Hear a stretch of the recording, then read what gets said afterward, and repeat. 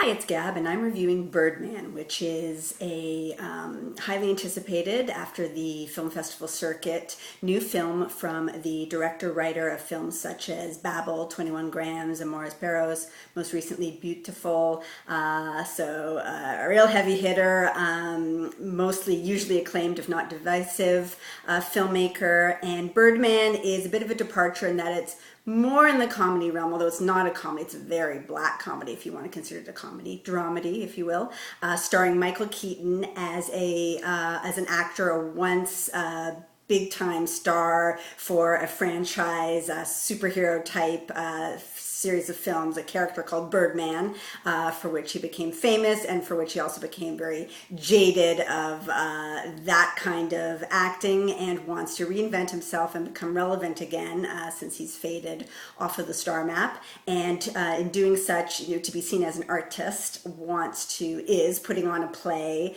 that he's adapted himself, as directing and starring in. And it's driving him crazy, this process, if he wasn't crazy to begin with. I use the word crazy lightly, but there's definitely a suggestion of some mental illness, perhaps. He is spoken to, followed around by the voice and image of this Birdman character that he once played. So it's sort of the devil on his shoulder.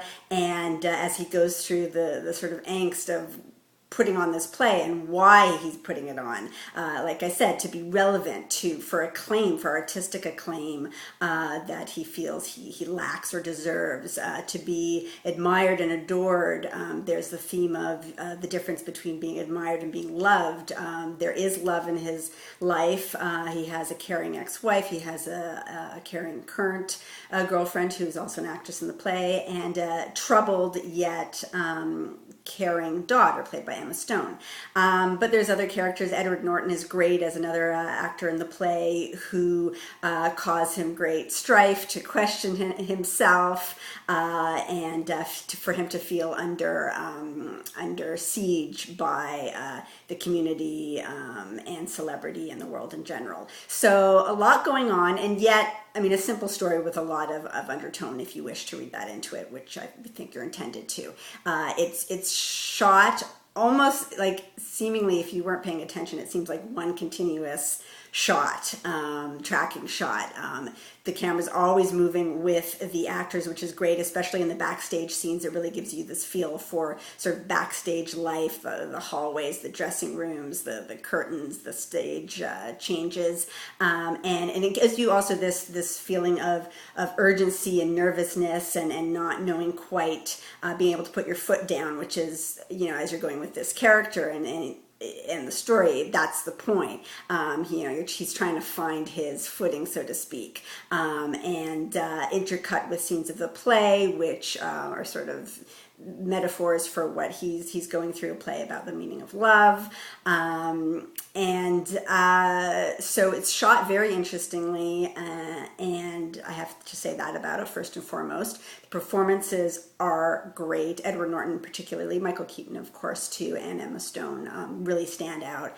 And so you're drawn in, and yet there's this distance between you and what's going on, and that can be indicative of a statement on the art process itself. The audience is always going to be at arm's length from the characters and what's going on.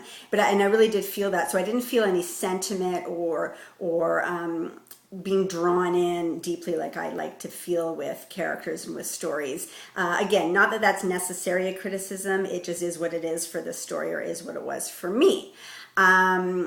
But between not feeling my footing and that feeling of distance, I didn't quite fall in love with this movie like a lot of people had. It's very interesting and intriguing, and as I say, it does have some things to say if you want to get deeper meaning out of it. On the other hand, it's quite simple, and sometimes it feels like it's pushing for that, making those messages and those deeper points. It feels like it's pushing that agenda a little bit too much sometimes, again, which is an artist's prerogative,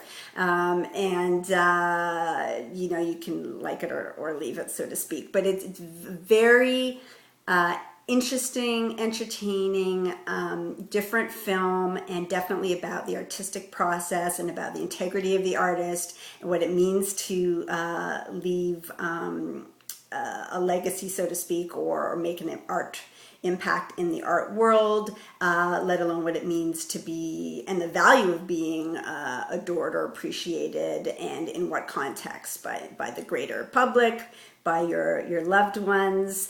And these are all, I mean, that's pretty interesting topics to have explored, whether, to varying degrees of success or not. But the performances and the style of the direction and cinematography are really what stand out for this film. So it's definitely worth seeing for a cineast to add to their list. So in that sense, I definitely recommend checking out Birdman. I give it 3 9/10 gabs, as is my prerogative. Thanks for watching.